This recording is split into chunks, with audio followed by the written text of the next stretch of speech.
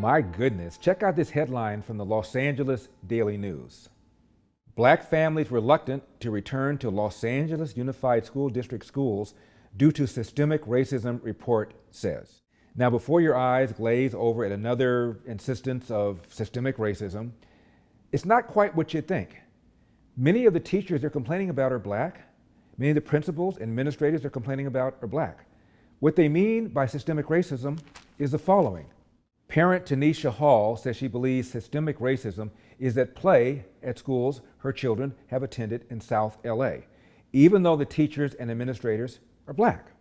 Hall said she believes the district tends to assign lesser qualified educators to schools in low-income communities, one example, she said, of systemic racism.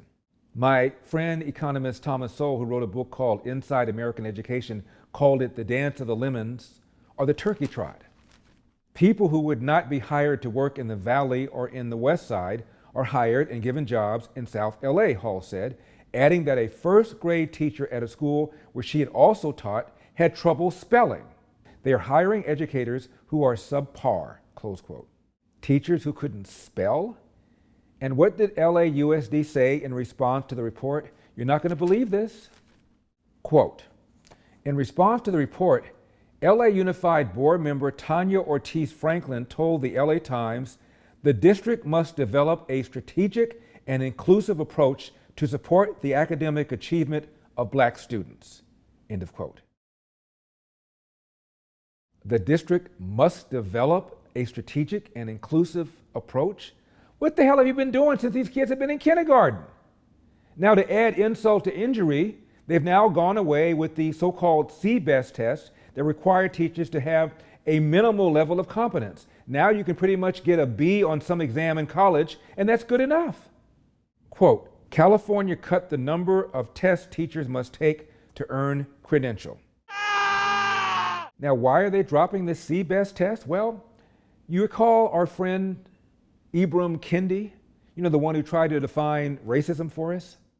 You talked about the importance of defining racism, but I, unless I missed it, which is possible, I didn't hear your personal definition. Is there one that you would offer us? Like, how do you define racism? Sure. So racism, I would define it as a collection of racist policies that lead to racial inequity that are substantiated by racist ideas.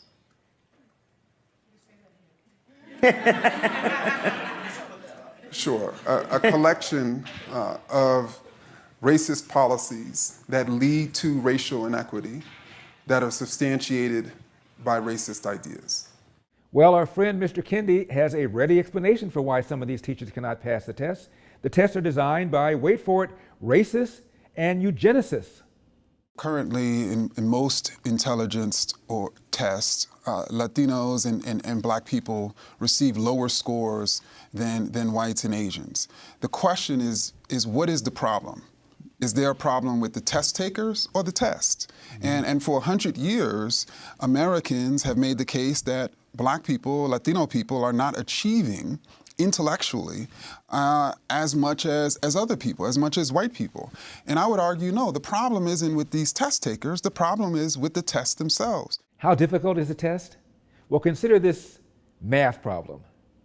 What we're looking for then is the absolute value of the highest to the lowest. Well, the highest temperature is of course 12 degrees centigrade.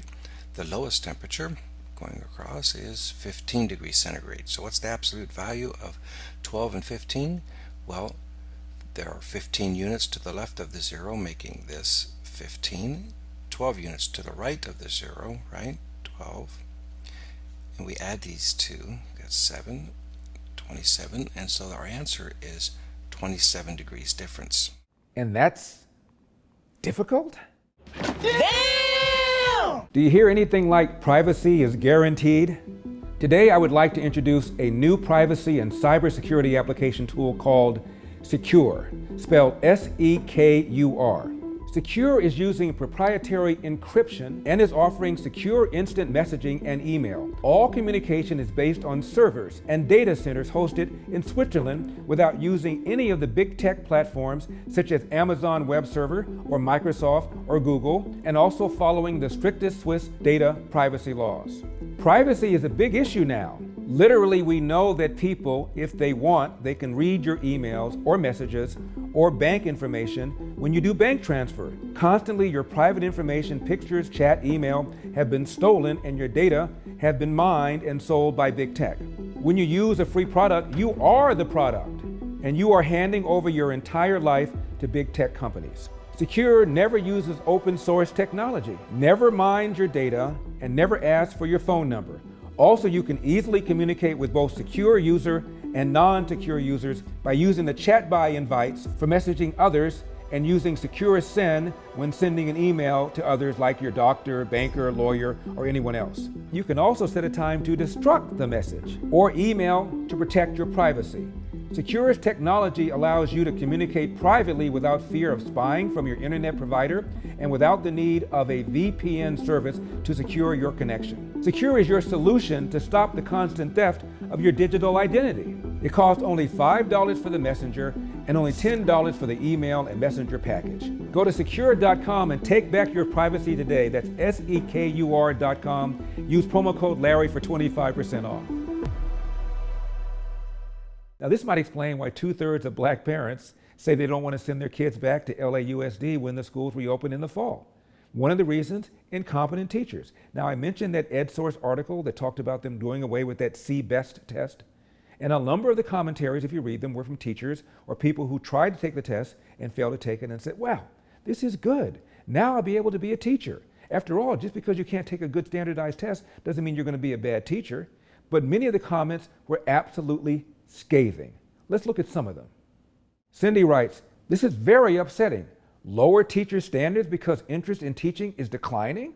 We're talking about practice. God forbid that a teacher be actually competent in their job. Every other place in the world requires competence. Why not the classroom? Practice. Connie writes, why would anyone want a teacher who could not pass basic tests that demonstrate they have the knowledge it takes to successfully teach? Should other occupations, doctors, nurses, lower the bar as well because some cannot pass tests? Scary thought. We should strive for excellence and not settle for less. Study harder to pass the test, and if you cannot pass, an alternative profession should be considered. Practice, man. Kiara said, I think the tests are a protective factor for the children.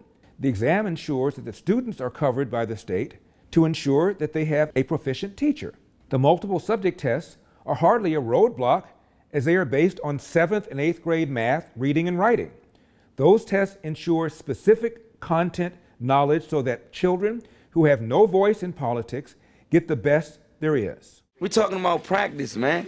Joey said, I don't see an issue with the CBEST test because the CBEST is basic writing, math, and reading at an 8th grade level. Practice. We're talking about practice. Cher said, shame on the Department of Education. I have sat for the exams. They assess the floor, not the ceiling. They are rudimentary basic skill exams. It is beyond scary that a child will be taught by someone who cannot pass basic reading and basic arithmetic tests, end of quote. We ain't talking about the game. We're talking about practice, man. Rachel said, this is one of the dumbest changes to the process of becoming a teacher I have seen. The CBEST is frankly very basic. And if you can't pass that, maybe you shouldn't be educating our children. But we talking about practice right now. Dr. Juliet Gillette, as many have responded here, I'm totally against watering down the system. When I studied for my CBEST test, I used the For Dummies series, what every 4th, 5th, and 6th grader needs to know. And I passed it on the first try, even though I had been out of school for 20 years. This is taking education in the wrong direction, end of quote. We talking about practice, man. Kathy said, this is unfortunate. The level of CBEST exam is very basic. A high school graduate should easily pass the exam. The fact that future teachers do not have to take and pass this exam or satisfy this through the SAT or some other exam is embarrassing. We talking about practice. Susan, as a veteran teacher, this horrifies me. Our children deserve intelligent, well-prepared teachers. To receive my credential, I passed the CBEST and other tests on the first try. Those not able to pass the CBEST, which we were told is at an 8th grade level, should not be in the teaching profession. We had a new teacher one year that told a student teacher of mine not to worry about his grades. End of quote. When you just talk about practice. Rose said, I am very concerned about the state lowering the standards for new teachers. I passed the CBEST on my first try. It is not a difficult test as it measures basic English. And it is worth mentioning, English is my second language. End of quote. We're in here talking about practice. Brenda, as a teacher who has 3 credentials, 2 specialized authorizations, an MA in education, and a highly qualified certification from 2 states, I find these watered-down requirements into the teaching profession to be horrific and a disservice to students. End of quote. We're talking about practice. SD parent, I agree.